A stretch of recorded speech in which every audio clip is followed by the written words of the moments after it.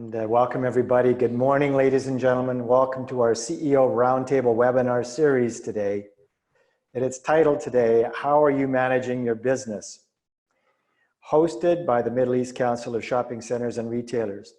We wanted to host the forum to discuss strategies that retailers and shopping center leaders have taken over the past 3 months to keep their businesses alive and to make things how are you getting by? What are you doing? Those kinds of discussions.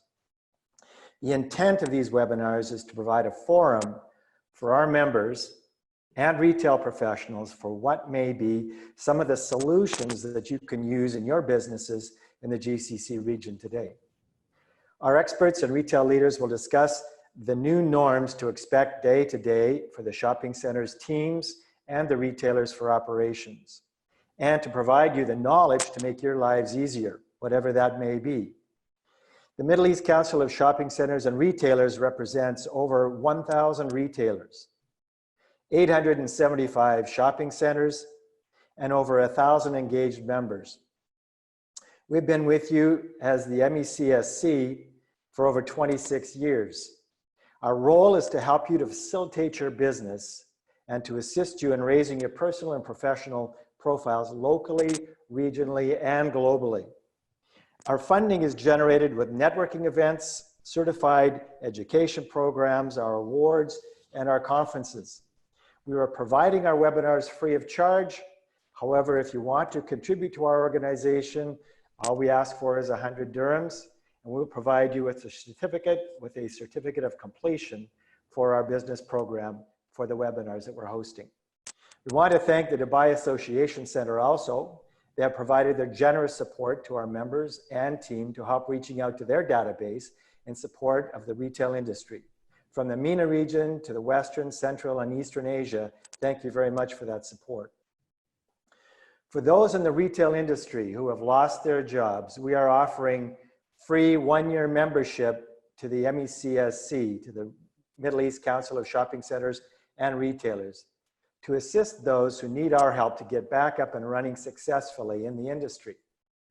We've had a number of people join us recently, and I'm very thankful for that. And we're happy to help you, to assist you to get back on your feet and to get going. So get a hold of Angelo in our memberships, so memberships at mecsc.org, and get registered for a free membership. Our team is here for you. You just need to reach out to us in any of our many platforms. Email, LinkedIn, other social media platforms, Retail People Magazine, the 2020 Directory, WhatsApp Retail Monthly Newsletter, Voice on Demand, retail podcasts, our webinars like we're hosting today, video on demand. We have a retail YouTube video channel, and of course, you can always just use your phone. Let me introduce our speakers, our experts who have joined us today to help create a roadmap going forward. Joining us from Jeddah in Saudi Arabia with over 20 years experience in managing and running shopping centers, a member of the Middle East Council of Shopping Centers and Retailers for over 7 years, and currently a member of our board of directors, CEO of Sahat Property Management Company, which is part of Jebel Omar Development Company. Please join me in welcoming Wael Bakr to the CEO Roundtable session this year. Thank you, Wael, for joining us. Our next contributor on today's webinar has been working in the shopping center industry for over 20 years. A member of the Middle East Council of Shopping Centers and Retailers for over 18 years. Holding roles as GM with Oxford Properties in Toronto, Canada. In Kuwait today, he's a CEO with the Tamdeen Mall Management Group. The CEO is heading up the team with a portfolio of 6 shopping centers and 2 new shopping centers in the pipeline, totaling over 5 million square feet. He served also on the ICSC CMD committee for 6 years. So please join me in welcoming Avijit Yadav from Kuwait to our session this morning. And also today we have another great person to speak, and Georgie John has had extensive managerial experience and more than 24 years in hospitality. A graduate from the Institute of Hotel Management in Mumbai, he started his career as a management trainee with Carlson Hospitality Group. Georgie is the first employee of Gastronomica, having joined the company at its inception. As operations manager in 2003, he grew over the years to become Chief Operating Officer now today. He's been involved from the day one in the setting up of projects as well as the operations over all of its restaurants, from scratch through to the operations. Other than operations, his main tasks including managing corporate finance, which is no small task, corporate human resources, JV relationships, project management, business development, management recruitment, corporate marketing, purchasing, and logistics. I'm glad, Georgie, John, you've had time to join us today. So thank you all for joining us. So Wael, why don't you start and introduce yourself, talk a little bit about what you're doing day to day to make your life manageable for your business. Okay, thank you, David. Thank you, MECSC, for the invitation. Assalamu alaikum and good morning and Ramadan Mubarak for everyone. I would like to make my speech into three segments. The first one is back to principles, elements that we should remind ourselves that it's applicable in our business, and I think in any business that CEO or a leader can use, or even managers in their department that they can use. The second part will be how did we practice focusing on those elements to our industry and what we have done on the couple of the 2 or 3 months back. The last segment is what is my thought about the future and what is the takeaway that that I can provide from here. First of all, let's think about the business in general. And since it started 100 years ago, and there is one or three principles that applied for or should be focused from the leader or the CEO or the department head. The first one is the business model. And the second one is the talent environment, and the third is the process.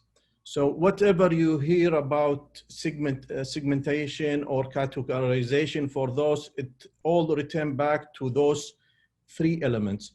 And what I see in the past and also in the current situation that within the flow of the information happening now, some of the management will focus on one of those elements and forget about the other. I think the key principle for surviving this, as this situation or any situation, that to have the right balance between those three elements: business model, talent environment, and the process. And I will give examples from what we have and what we implement in each one. And sometimes, even if you are not in a position to take control, even in your personal department, you can apply this, even in your team or in the company in general. So if we talk about your role as someone responsible, you will have to, from my perspective, at least focus 80% of your effort in those three elements. And as I mentioned, not to forget to make the right balance between them. Some of the stages you will have to push the business module forward, sometimes the process, sometimes the talent, but at the end, you should have a right balance between them to pass the situation and other situation. And it's very important, especially in those times, that your message to your team and the mindset that you should put your team in is that it is a challenging time and it is a challenge for us all. If we achieve we manage to survive and excel in this situation, we can do good in any other situation. So the goal of this, it will have to be clear for the team. And now to my second segment, which I will give example of each one from our practice on the past weeks or the 2 months in each element, and how we found this is successful to us. And I will start by talking about the business module. You know, most of us, our business model been affected by the situation. So you will have to rethink about alternatives, finding solutions. And I think many have brought, I've seen, following the news from here and there, and I've seen brilliant ideas from around the world. And one of the things that we utilize is making online platform to help our tenants with their own platform, especially, you know, as we operating in Mecca. So you've been hearing the news now, they are open partially, especially for most of the cities. Until now, Mecca, it is still not yet. So this kind of thing, focusing on the news and keeping up to date. So you will have to focus on your business model, how to find a solution for it. The second part, which is the talent environment, even that our team is small, we are 27 people. In the past 3 weeks, we passed more than 150 online courses for the team from their home. I think it is it's a good time for investing in the people. Probably some of the companies have stopped hiring, and some of the companies may reach to a stage that they will take some measures to reduce the costs. So at least try to invest on the people who are still with you, with the time that you have, and the abilities. Now you've heard universities, you've heard many online courses free, and some of them is with good prices. And I think it's a very good opportunity to implement one. The last thing is the process. And I think it is the best time if you want to implement like systems or ERP, I think it's the best time now. For us, we, from my recommendation from my team, when we discussing the cost and during this stage, they mentioned that probably it's a good time now to implement. We are having a plan to have a property management system to implement it. And it's a good time to implement this as the team can focus on that. So this is my second part. My last part is, what is my prediction on the future? We all know that we now use systems and methods that it was available, but we didn't use it or utilize it to the full scale. I think this is going to continue. And as we mentioned, David, before the discussion here, that some of the companies says that they can see themselves as more efficient working from home than before. So this is the thing that it may change now. The performance may increase, especially we've practiced it, we've used it. And the last thing, which is the takeaway that I can give here, sharing the knowledge is very important. And I think the team have shared with the MECSC a couple of the ideas that we got here. And from sharing the knowledge, I just want to mention one small story. I was invited to a lecture last week on one of the leadership programs. And they are talking about innovation. And it doesn't need necessarily to have the perfect environment for you to have a healthy innovation methods or ideas.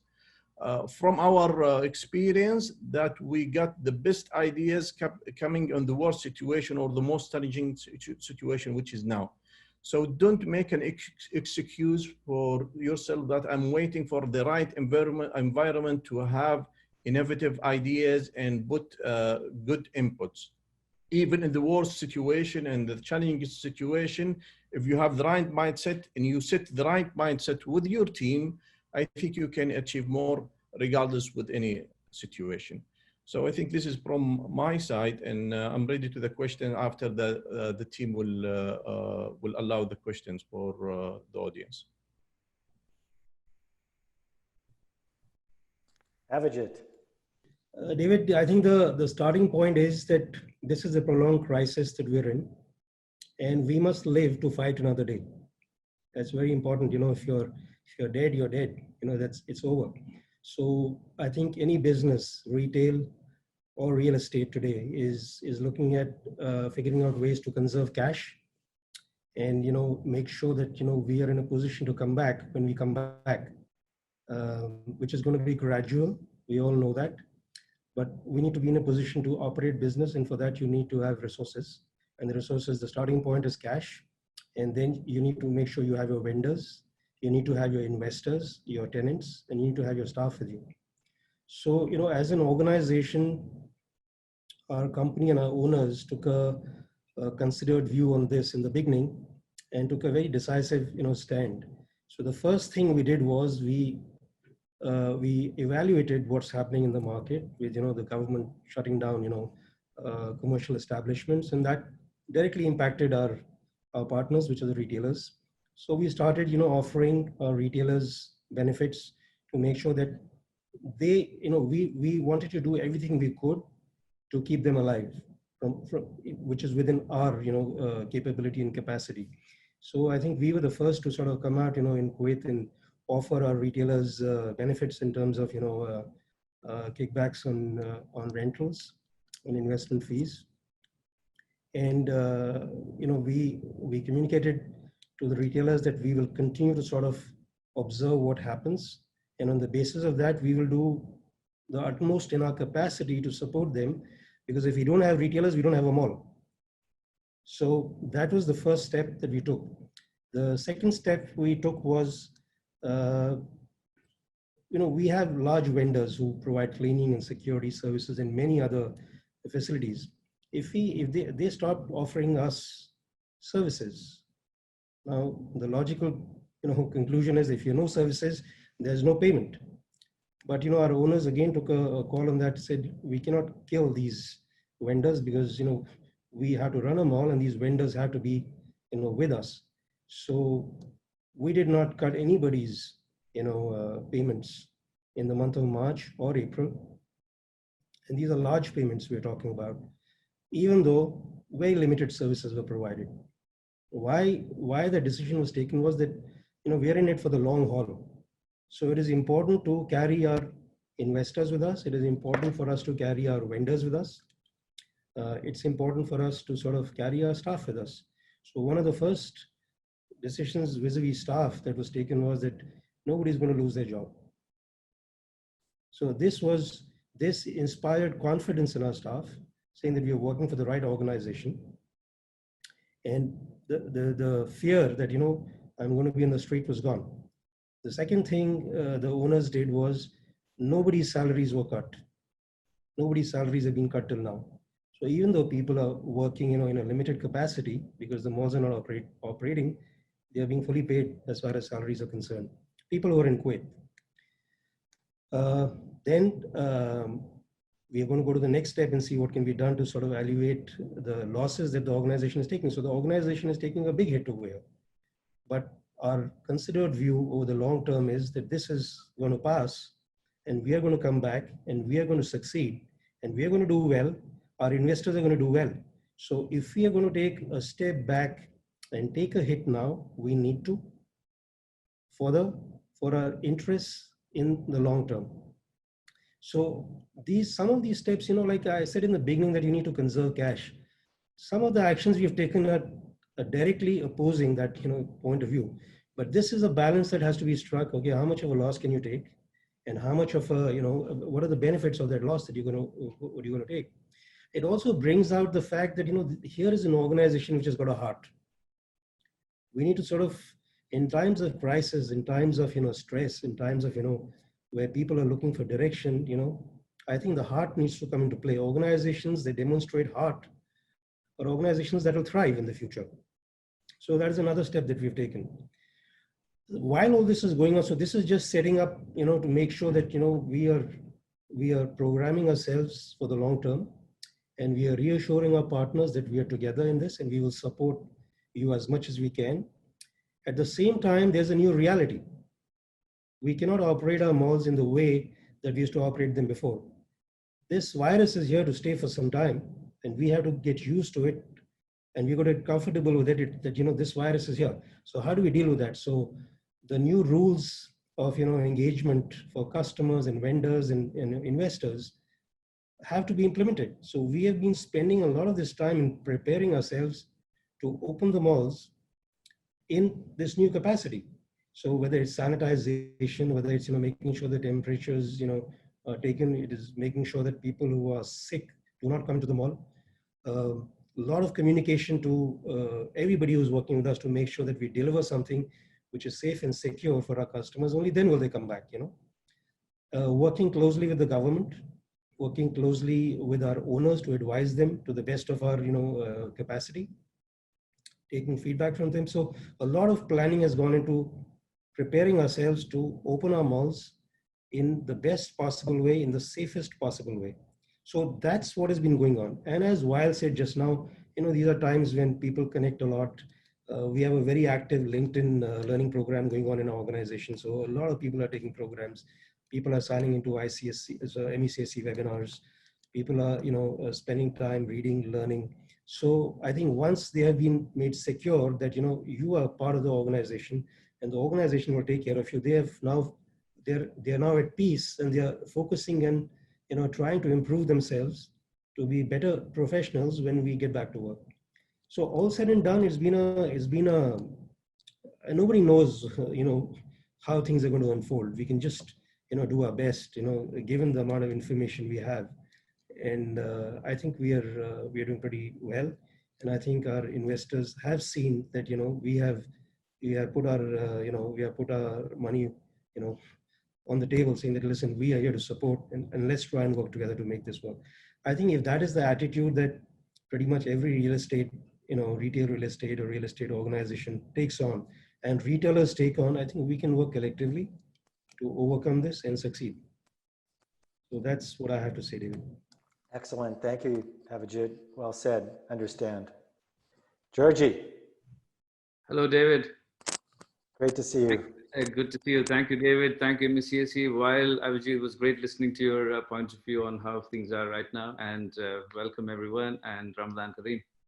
So for me, I would probably divide this into 3 stages. We've got the crisis which is going on currently. Then we've got the interim period where I think people are going to venture out and business is going to start, and the initialization of business is going to happen. And then we've got the 3rd stage, which is, I think, one fine day is going to come and everyone's going to forget about this and life is going to go on normal, right? So just to give you a brief on what Gastronomica is, we are a full service dining restaurant. We are a restaurant company. We are a original upmarket developer of dining concepts, which means that we are operating in full service segments only, and anything else is probably just not workable for us. So for us, the lockdown when it came was a very big challenge because we did not have many products that we could actually deal with during the lockdown time. So we really had to adapt and adopt. And the best possible way was to identify which of our brands are actually delivery oriented, identify the deliverable brands, and to curate menus from these deliverable brands, which could actually end up, which could have a deliverable menu. So what we did is we converted our, in the region, we've got around 24 restaurants, and we're talking about a staff strength of 2,500. So we're quite infrastructure heavy and we're quite labor heavy. So in Kuwait, to talk about Kuwait, which is one of our largest market, and where one of the regions where we actually have some kind of a business which is right now running. In terms of UAE, we've shut down UAE. In terms of Bahrain, our operations is completely shut down, purely because it's not workable for us. There's a minimum amount of revenue that's actually required to ensure that the infrastructure is switched on and maintained, which we are not going to be able to achieve in the markets of UAE and Bahrain. So in Kuwait, we decided to switch it on. We decided to see what best options we have in terms of finding out an interim solution like delivery. So what we did is we identified restaurants that can be operated not just from the brand name itself. We converted these restaurants actually into kitchens, which could function as a cloud kitchen, delivering whichever brands has a deliverable menu. So we identified 3 of our brands, Slider Station, Burger Boutique, and Lazy Cat, as brands which has a deliverable menu and deliverable pricing, curated a deliverable menu accordingly, and then executed these from these cloud kitchens. And we utilized our central kitchen to ensure that the processing for these units are made from these central kitchens. So over a period of time, and I'm saying, we've noticed that in a week or two, we have had a lot of requests from customers to actually have ready-to-cook food to be served to them, to their homes, because they were not really trusting food, especially in the beginning stages of the lockdown. Food that was delivered from restaurants, fully cooked food that was delivered from restaurants. So we really opted out to find out a way where some of the favorite foods that we've had in our restaurants are, we are able to deliver them into people's homes where they can actually cook it themselves. So we introduced barbecue kits, we introduced slider kits, we introduced burger kits, we introduced a lot of food items that we thought these were people's favorites, and we gave an opportunity for them to actually have them cooked, at their homes. So this really worked, and probably today we are actually considering that to be launched separately, even once the lockdown ends and once we have an opportunity to relaunch the business. We're actually thinking of, this could be a very innovative idea that we can actually look at and we can actually venture into, and probably make it into a different, into a separate entity, and actually look at this being, a different arm in the business. So in Saudi Arabia, in Doha, and also in Muscat, we've introduced delivery. We've actually, like I said, we've seen what best brands could be possible for delivery, and from these brands, what are the best items that we can make sure on a price point of view, on adaptability point of view, on an operational point of view, that's feasible for the business and for people to order. But having said this, it's also extremely important that you're dealing with a lot of staff, you're dealing with people coming into your organization in terms of delivery drivers to pick up food. So creating buffer zones and making sure that your staff or your customers are not exposed to the virus is of extreme importance. So we've made sure that we've got very detailed programs in terms of sanitization and disinfectants in terms of where people are staying, and in terms of their accommodation, and also in terms of where the restaurants are being operated in. At the same time, it's also very important to create that sense of safety and belonging to the customers as well, because when you're actually having your drivers and also third-party drivers like Deliveroo or Talabat, going to customers' houses, they need to make sure that they are safe from the virus, and the procedure is taken care of in a very safe way. So we've made sure that we've developed boxes which is in a way sanitized. What I mean is, I'm not really sure about the technical terms for it, but the microbial presence is the lowest. We've opted out for, we've actually gotten these delivery containers imported from Turkey, where it was scientifically proven that these are the best solutions during the crisis. So we utilized it, and we've also made sure that every single packaging is only opened by the customers, and it's sealed to ensure that that safety is taken care of. So whether it's washing utensils in the establishment in terms of high density dishwashing machines operating at very high temperature, checking the temperature of your staff at very regular intervals, in making sure that you've clean and sanitized the surroundings and your facilities all the time. So these are all consistently taken care of. So having said that, whatever we are actually doing in terms of being an establishment which is fundamentally dependent on full service dining, whatever delivery business is coming in is also in terms of I would say very trickling.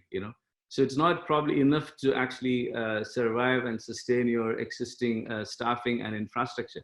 So like I said, you need a minimum revenue to actually sustain your sustain your existence and to ensure that everyone is taken care of. But that minimum revenue, unfortunately, is not coming in, right? So sometimes it's probably ideal to actually have the complete engine switched off and to probably go into hibernation mode. But we also have something called the brand presence. The brand has to be there. People really need to understand that, okay, in this time of crisis, we're actually there, we are actually looking at the brand image, we're actually looking at the brand maintenance, but also we have a sense of responsibility in making sure that people are already pretty upset that they're locked down at home. So they were excited going out and eating. So we really wanted to provide, we didn't want them to miss out on that opportunity. I wanted to provide them an opportunity where they can enjoy that back at home. But once you are actually, so of course, Abhijit was talking about how important it was to actually maintain and make sure that your staff belong and carry on with you in the journey. And, I think we've always been fortunate to have developed, probably because, we own, operate, and create our own concepts. So our staff sense of ownership is very high because they've been part of the process. So they understand that fundamentally it's the existence of Gastronomica that matters. Only if Gastronomica exists, we exist. So we are all together in the journey. So like Abhijit said, we have not even thought of terminating a single employee of ours. All the 2,500 employees of the company is joining, along with us in the journey towards opening. So having said that, what's most important for us is to actually, for me, there is no crisis right now. When I say that, what I mean is, we are all aware of the situation currently. We know that the establishments are locked down. We've all made a strategy accordingly. It's all very known, because it's a lockdown, right? Even though Dubai government has announced currently a relaxation in the lockdown, we have decided not to venture in unless and until it becomes compulsory, which is not the case right now. So currently, as far as we're concerned, it's still locked down. It's only the trickling delivery business that's happening. So everything is pretty much there. We are aware of the status and we are able to plan accordingly because the uncertainty is not there currently because it's already certain that it's a lockdown. So for me, the uncertainty begins when you're actually, after the lockdown, you initiate the business and it gets into the interim stage, right? So when at the interim period, what I foresee is that the revenue definitely is going to be low because you're going to be limited with social distancing. You're, especially full service dining restaurants like us is going to be difficult in terms of when you have the social distancing, when you have a limited seating per square meter. So the number of guests who occupying your restaurant is going to be much lesser than who could occupy before. So definitely your revenue is going to come down a lot.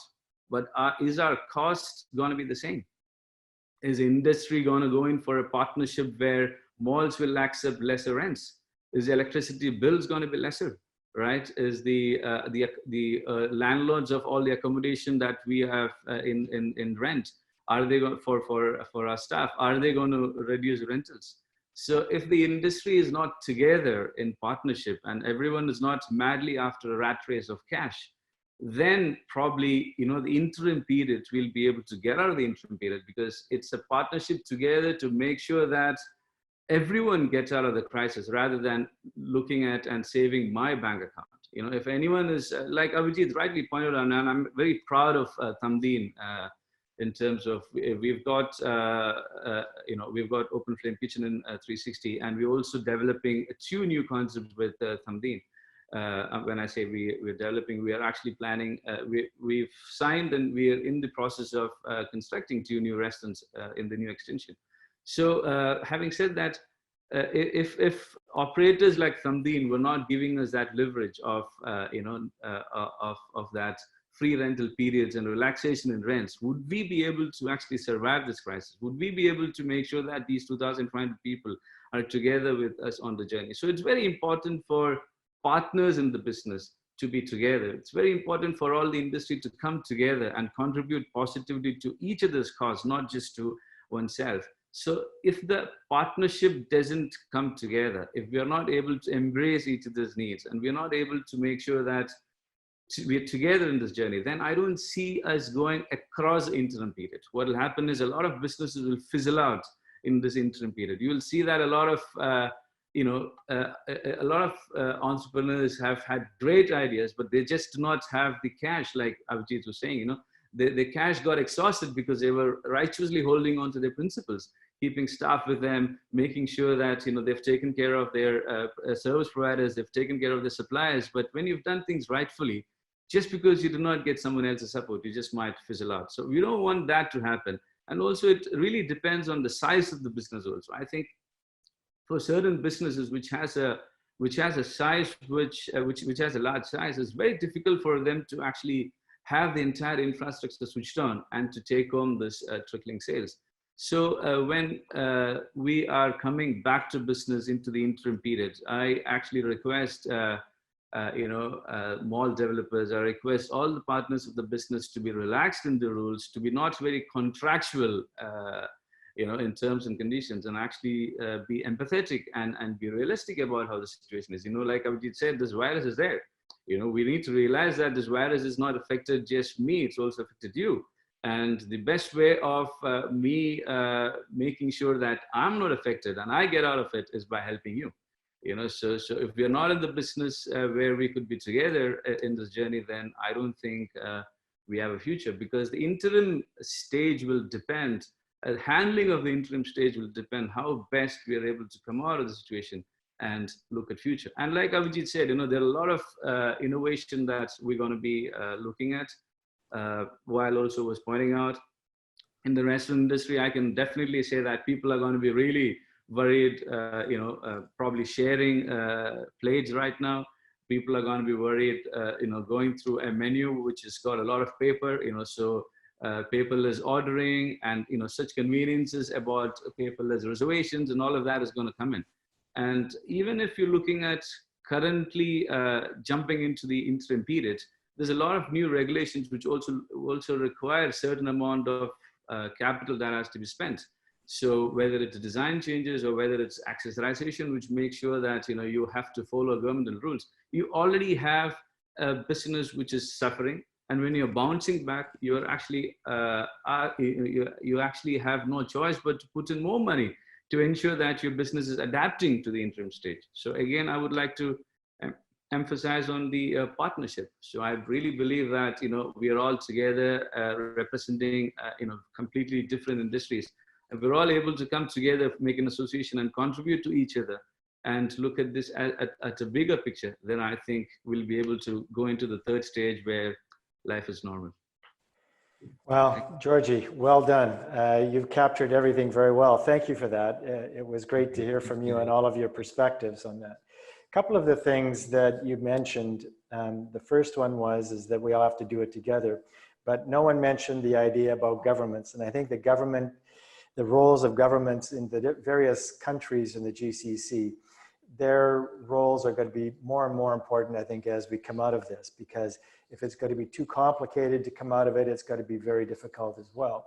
The other thing that we have to mention is that there's financing involved, there's banks involved, there's debt involved, and how is this all going to play out in the future? And if everybody is looking for the money all at once, I think it'd be maybe a little bit difficult for all the businesses to succeed. And it doesn't matter how big you are or how small you are, if the banks aren't going to be willing to accommodate the current scenario, it'll be very difficult as well. I wanted to also suggest a couple of things. One, Santosh Bhatia from Apparel Group was to join us today. And unfortunately, just about 20 minutes before we were going live at 11 this morning, he called in to say that he'd been called into another meeting that he can't get out of, where they're talking about Saudi right now and what their plans are with the Apparel Group in Saudi. So he passes along his regrets. But I would also suggest that we'll get him back, and we'll get other people back as well from the Apparel Group and have further discussions. I wanted to ask a couple of questions, and the first one, I think it would be to Wael. And the question that I would have for you, Wael, is what is the biggest advantage you've found for working at home and dealing with your team on a one-on-one basis on the phone or on Zoom calls? Have you had any success that way? And tell us about that. Okay, definitely the efficiency is increased. There's a formula in engineering. The efficiency is the output on the input times 100. So with the minimum effort, you could have a maximum result. So what we saw working from home is that we managed to do things better, organize our things. Even in the company, we are going on the process to rethink again for the whole process of the company from scratch.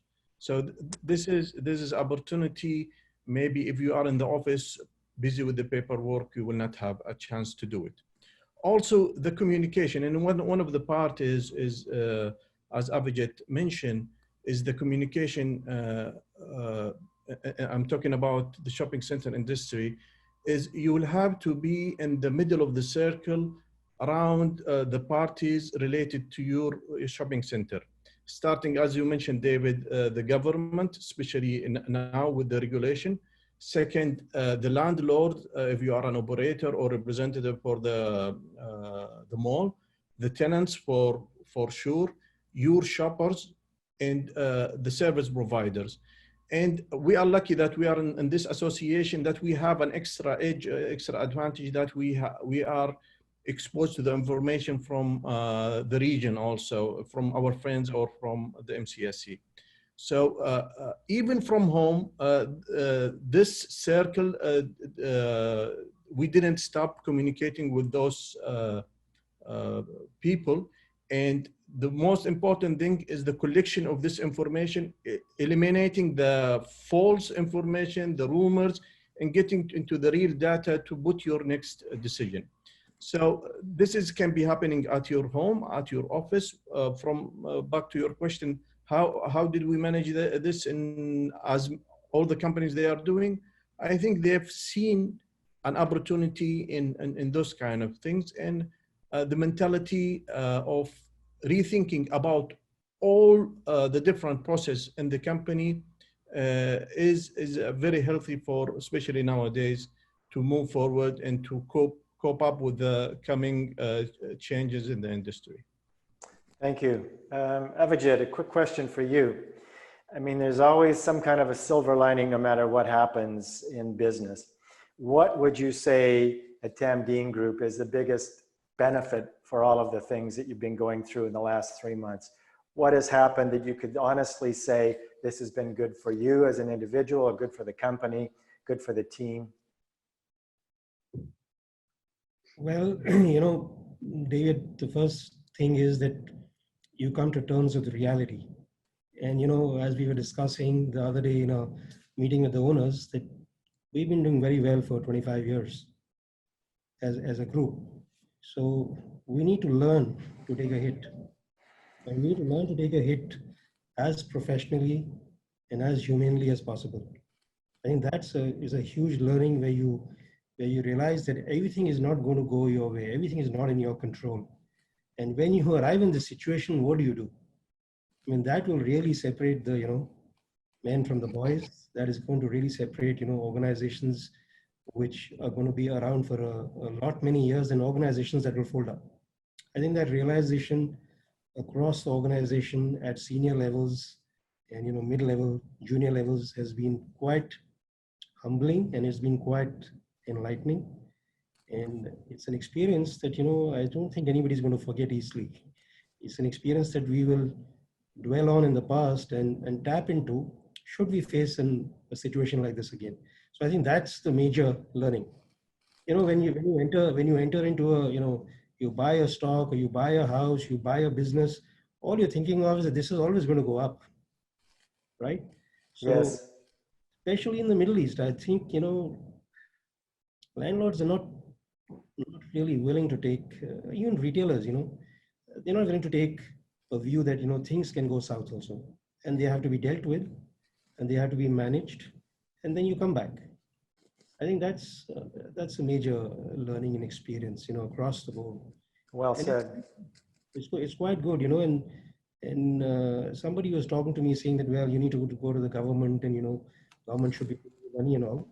Well, the government rightfully can turn around and say, well, you've been making money hand over fist for the last 25 years. Why don't you cough up a bit yourself? Mm-hmm. Mm-hmm. So I really feel that we're quite blessed to have to be working with a company and owners who take a very realistic view of things, Mm-hmm. right? We're going to listen to this situation and act accordingly. That's the major learning, David. That It's things can. excellent and well stated too. Thank you, Abhijit. Justin, I know you're on the team, you're listening and you have some questions for our participants today. Justin, are you there? And do you have any questions for our gentleman that we have ready here? Hi, David. Morning. Thank you very much. Yes, we do. Thank you for that. So we are now opening our question and answer portion. And the first question that we have today is from Sanjay Madhok. Sanjay?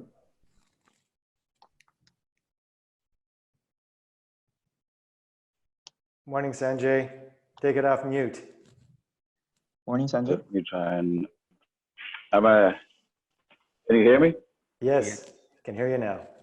Yeah, great. Thanks, Lyle, for your insights, and Abhijit and Georgie. I think it's a good, first of all, I like the idea of, putting some retailers and F&B and definitely missing apparel groups representation, which David, you kindly said that we'll do it maybe on the next one. So right now, my actually question is more related on the F&B scenarios, and I will direct that to Georgie.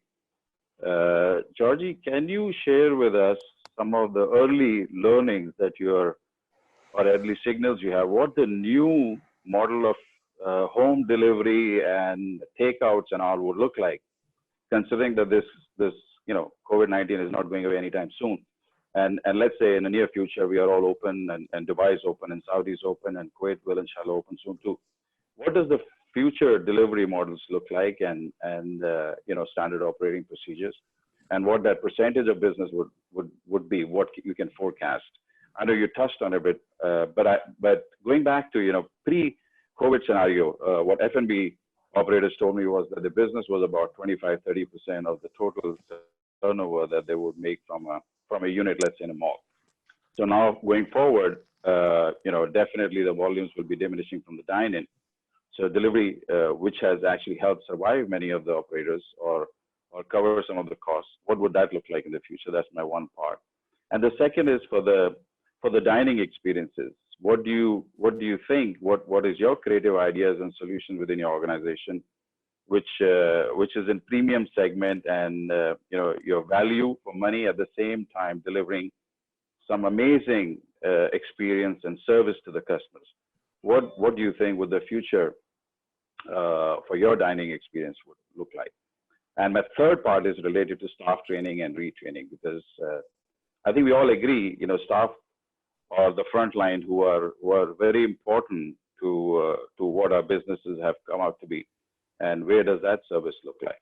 If we can throw some light on these 3 points. Thanks, Sanjay.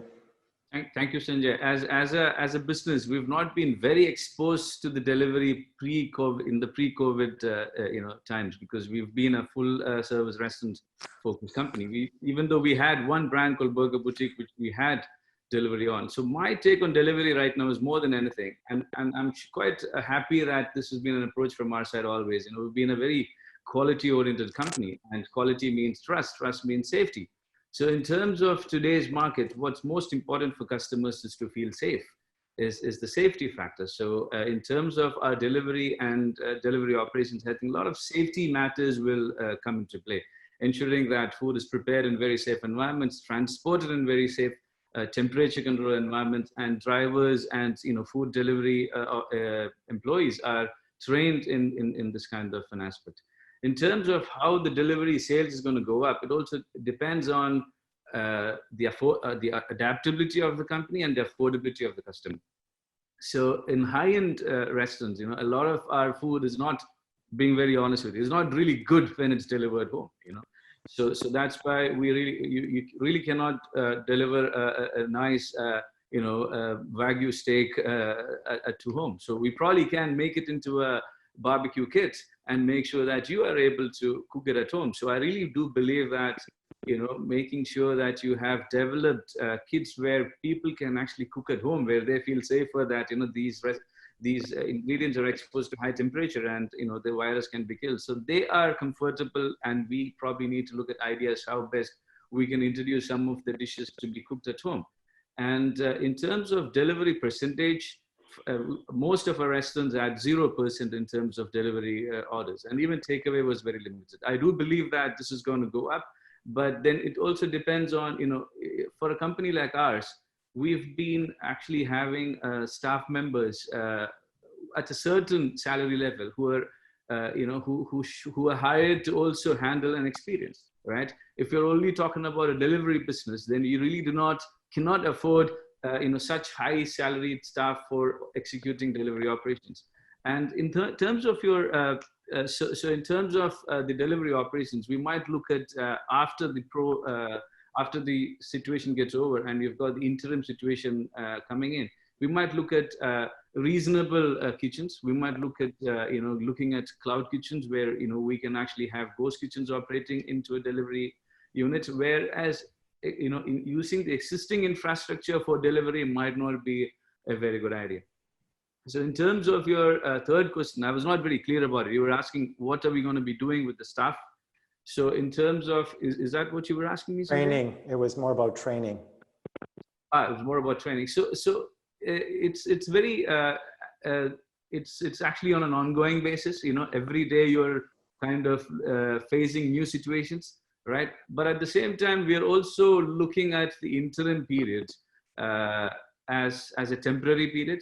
And we are also taking certain measures to handle the interim period where it's hibernating certain concepts for some time, switching off and pulling the plug from certain, heavy duty operations, certain expensive operations, and making sure that we've, phased out the interim period and then relaunch. For example, very heavy duty, very expensive operations, we might choose not to touch them, let's say for 6 months or till we are confident that previous business levels are going to bounce back. So this has been our approach. Thanks, Georgie. Justin, do you have other questions there? Yes. For the next question, we have Chetan Cole. Chetan? Yeah, 1 second. Chetan, how are you doing today? Yeah, hi, good afternoon. How are you all? Good. Yeah, dear leaders, now we all know, this pandemic situation, what is going on overall and affecting the retail and shopping operators both. Now, in this, it's been almost 2 months, we are all facing this pandemic situation. Maybe it's a little weird one, but what is evolving in my mind is it is the scope and the scale of the risk. It's expanding, and we don't know when this is going to back to normal. In this challenging time, 3 things what I want to ask to all the leaders. Number one, I agree that in this we should be together, and wherever possible we should support our retailers by waiving off the rentals and the unnecessary charges. However, the expenses for the landlord or the shopping mall developers would remain the same, or I would say it will increase, because in this situation, catastrophic situation, we have to be very much proactive, and we have to deal with this challenging time by putting the sanitizers in the mall, or be very much active, more housekeeping. You cannot compromise with the housekeeping, you cannot compromise with the security. How shopping mall is going to survive? It's a big question for me, because Chetan, let's start with that question with Avijit then. How are the shopping malls going to survive, Avijit? Well, can you hear me? Yes. yeah. There is always a third way. We believe there is this way or that way until something hits us in the face. And then we become very innovative when we find a third way of doing things, which is more efficient and it is sometimes cheaper. I'll give you an example of some of the things we are doing. Of course, we are looking at all our, with our vendors while we are not touching them, in terms of, payments, but we are relooking at how much of the services do we need, right? So that's an exercise. I'll give you a very simple example. We have a chihuli hanging in our mall, right? We have been contracting this out for cleaning of this chihuli chandelier for the last 10 years. When we got hit, we asked ourselves a simple question: listen, can we clean the chandelier ourselves? And pretty much everybody said, yes, we can. And if we do it ourselves, we can save 300 KD a month. That's a saving, right? So I think we'll just have to exercise our minds a little bit more. We'll have to start looking for a third way of doing things. And what you cannot cut, and you've got to do that. As Chetan is saying, there are certain things you cannot cut because that's your promise to the customer, right? But when you look and do some introspection, you will always find a third and a fourth way of doing things. And I think that's what we need to focus on. And for that, you'll be surprised the ideas you get from the frontline staff and from people who are actually on the job. They come back to you and give you some amazing ideas. We just have to listen to them. Well said, Avijit, and I think that's a great idea. It gives a chance for these people to raise their profile and to answer these questions that you have asked for them, where you might not have asked in the past. Yes. David, can I add one thing back to Avijit's question or Avijit answer? Also for the sanitizer, now we found that many people want to do business, even the service providers. Like the sanitizer they want to put on the malls, some of them, they bring it with screens or with advertisement. So the mall doesn't need to invest money. The money comes from the advertisement on the screens that coming with the sanitizers. So this kind of thing, as Avijit said, until you get into a situation, in a corner situation, it will open your mind to a different approach. So I think this is just two examples, one from Avijit, one from our side, that there is many ways to do it. Thank you. Thank you, Wael. Now, Ehab, you were going to say a question, I think. Ehab Kamal, take it off. Please ask your question. Can you hear me, David? Yes, very clearly. Yes. Great to see you, by the way. Good morning, everyone. Thank you, David, for that. I think very useful for all of us in these times. My question, I think it should be addressed to Avijit and Wael. It's regarding the retailers. What's the appetite of the retailers for new developments? Are they moving forward to secure new locations, or the questions is like, not at the moment, we should wait, or they're looking for special deals? I just want to understand the challenges that leasing teams are facing in the region now regarding the new developments, not existing ones. Existing ones, we know that they are looking for special deals to support them. We understand that. But for the new developments, securing new locations, because from my point of view, I believe it's the perfect time for them to secure new locations, but I need to get a feedback from agents and from other Avijit, members. thanks, Ehab. Thanks, Ehab. Avijit, do you have any comments on that? Yes, I think only the courageous are taking a step forward in that direction right now. So we do have some very minimal leasing activity for the future projects that we have. But pretty much, that part of the business has come to a standstill because there is so much of uncertainty. And I think it would be almost unethical on our part to sort of arrive in front of a retailer and say, hey, can you tell us whether you're going to be sort of in this project, which is, and he doesn't know what the situation is, around the corner for his current, location. So I think, we just need to sort of take a bit of a back foot over there and, keep things warm and keep talking to our retailers and understanding their frame of mind to see whether they would like to proceed forward or not. And then we have to wait for the right time, right? Because I firmly believe that things will come back when, no one knows. But, coming back to the level pre this virus is going to take some time. So it'll be a kind of a crawl up the hill. And I think we'll have to just see how it goes. There's no firm answer to that question. We've got to see how things go retailer by retailer and see the condition they're in, and then, discuss things with them. Rather than, otherwise, you're going to come across as, well, you're really interested in yourself, not really interested in me. And I think that's something we need to guard ourselves against and really bring out the heart over here. Excellent. Thanks, Avijit. Wael, do you have anything to add to that? Yeah, good question, Ihab. Honestly, we will have to know that there is a fact that the tenant mix gonna change. In the industry, some category will, after the COVID-19, will increase. Some of them will vanish. So you will have to align your look for the people who gonna be available after this situation. Thank you. Mohammed Alawi, you've come onto the screen. You've raised your hand. Tell me your question. How are you today? Good morning, David. Good morning, everybody. Really, I enjoyed today's session. I enjoyed it because the hope and the spirit very high. And yes. When you see tenant and retailer, usually we sit and fight. Today we are hugging each other online with measurement, with social measurement. I have no question, but I have one comment come to my mind. All of us, we're going through a lot of experience and a lot of things new happening. I would love if people start registering all those ideas like Avijit and other people, and maybe share it with David. And maybe our next book, David in Middle East, will be about COVID experience from our retailer and development. And this would be a very good sellable books. All the idea, operation idea, or new experiments, the one who cleaned the chandelier and the one who could fix his accelerator or whatever he could do. I think if we could come with a very nice book, our next book is about what we learned from the COVID-19. Excellent point.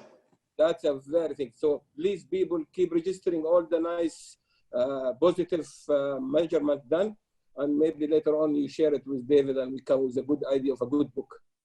Thank you very much, Mohammed. We've run now past 12. We're about 5 minutes past 12, so we wanted to wrap it up.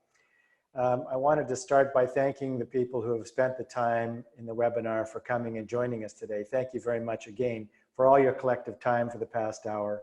And Avijit, Wael, and Georgie, thank you so much for your time and your effort to share your thoughts and wisdom with us today. Always appreciated.